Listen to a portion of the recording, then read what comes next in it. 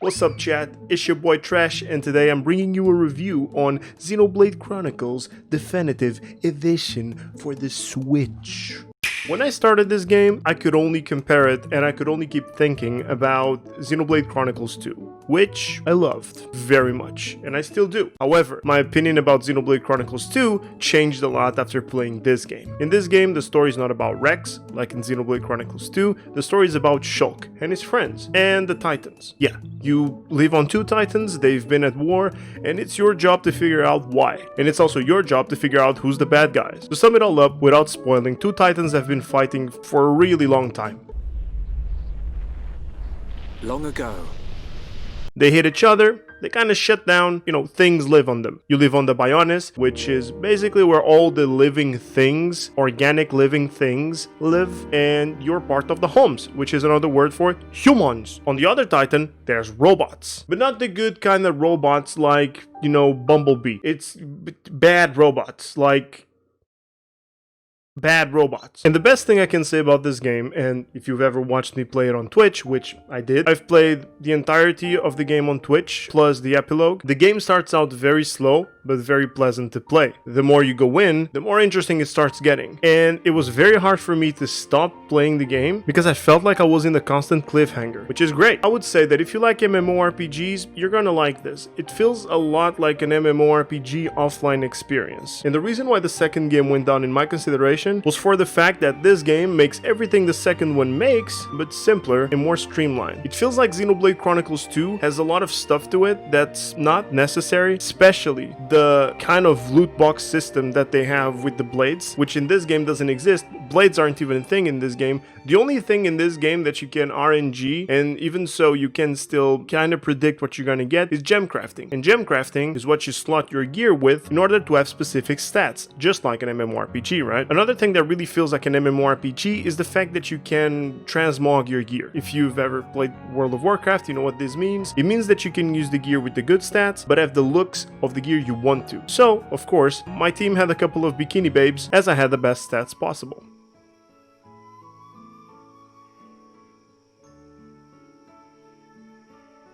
Combat-wise, it's super simple. It's a lot of auto attacks with skills that have cooldowns, and they have, their proper objectives. You can break, you can topple, you can stun. Hey, I was editing the video, and I realized I forgot about something a little bit important. So this game entirely revolves around the idea that you can look into the future, and I somehow forgot about that. That's implemented both in the quest system and in the battle system. In the quest system, you can find items and then predict that you're gonna need them later for the future. And in the battle system, you can predict what certain, usually stronger enemies can do, and then take a decision on what might change the course of battle. How did I forget about this? I don't know. And this is something that also happens in Xenoblade Chronicles 2. We can break, topple, stun, all in one character, or you can use your team for that. I didn't mention teams. Right, there's up to 7 characters you can unlock, and you can control any of the second characters, not at all times. Sometimes you're forced to play as Shulk, sometimes you're forced to play as other characters. However, whenever those characters are unlocked and they're part of the story, you can play as them whenever you want. Post-game, you can play any of them. Personally, I'm a basic girl, so I just played Shulk all the time. Just like in Xenoblade Chronicles 2, I played Rex. And whenever the game forced me to play with another character, I just cried through it, threw a tantrum, and just got over with. So it is important at all times to pay attention to your character's customization. Not only the gear, not only the gems, but also a talent system. It's probably the most complex part of the game for me to be tackling here, but just keep in mind, every character has their own talents, and they can borrow other characters' talents, depending also on their relationship. They can give gifts to each other, they can get affinity between them just by playing in the same party or by directly giving gifts to each other. And this system affects how well you do in battle. The more affinity, the more extended the team combos will be. What are team combos? As you fight, you build up your meter, you're able to do a combo where you pick each skill for each character in your party to do, and in the end, with some RNG, you get the chance to continue that combo as many times as the RNG feels like doing. Overall, I gotta say,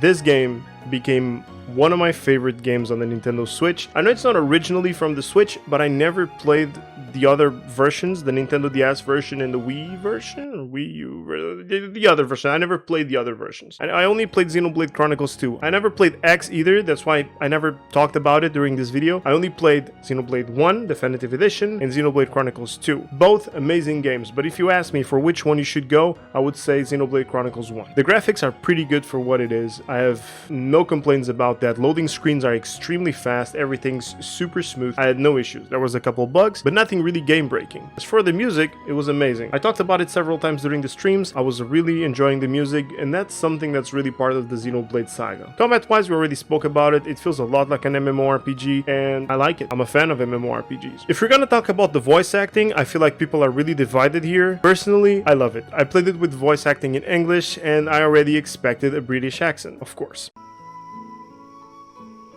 You idiots! What the hell are you playing at? Uh-oh. The Colonel's gonna explode. Crashing the mobile artillery into a house. How long have you been in the force? Sorry, sir. It's just we were trying to go as fast as we could, like you ordered. But it's Xenoblade Chronicles 2 goes more towards a Scottish accent. Rex, I've been here before. This is Elysium. Pyro was standing under that tree. Over there.